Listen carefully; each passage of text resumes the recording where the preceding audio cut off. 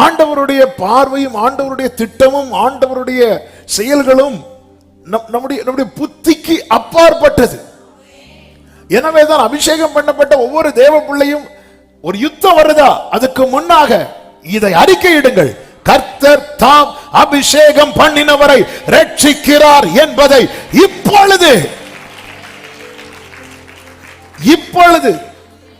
நான் அறிவேன். சத்தம் ஆமென் சொல்லுங்க பார்க்கலாம். ஹalleluya. 1 சாமுவேல் 17வது அதிகாரத்துல தாவீது அப்படிதானே கோலியாத்தோடு அறிக்கையிடுவான். ஆனா பெலிஸ்தியன் வந்து நின்ற போது கூட அவனுக்கு இன்னைக்கு நம்ம ஜெயிப்போங்கிற நம்பிக்கை கிடையாது. அவனுக்கு ஜெயிப்போங்கிற நம்பிக்கையே கிடையாது. ஆனாலும் வந்து நிக்கிறான் பாருங்க.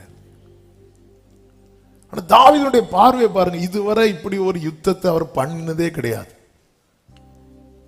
கொஞ்சம் யோசித்து பாருங்க. ஒரு ஆள் கல்லை எடுத்து எரியும் போது நான் எரி இப்படி வச்சா தலையை கொடுப்போம் மாட்டோம். ஒருத்தன் கல்லை இப்படி சும்மா இப்படி வச்சாலே நம்ம இப்படி வைப்போம்ல, சும்மா வச்சாலே இப்படி வைப்போம். ஆனா இவன் ஏன் வைக்கல? சங்கீதத்துல தாவீது சொல்லுகிற என் சத்துருக்களின் பிடரிய ஒப்பு கொடுத்தார். சிம்பிளா சொல்லணும்னா தாவீது கல் எடுத்து அப்படி சொல்லிட்டு போது கர்த்தர் பிடிச்சு வச்சிட கரெக்டா ஏறி தாவீது குறி தப்பிச்சு கர்த்தர்.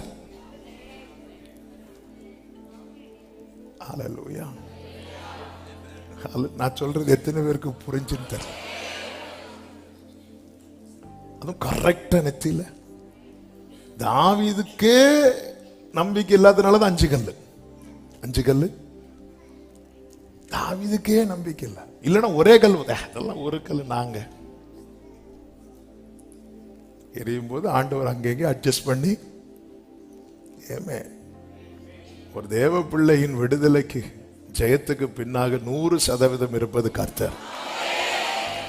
அதனாலதான் தாவீது சொல்லுகிறார், சிலர் ரதங்களை குறித்தும் சிலர் குதிரைகளை குறித்தும் மேன்மை பாராட்டுகிறார்கள், நாங்களோ எங்கள் தேவனாகிய கர்த்தருடைய நாமத்தை குறித்து மேன்மை பாராட்டுவோம். அவர்கள் முறிந்து விழுந்தார்கள், நாங்கள் நிமிர்ந்து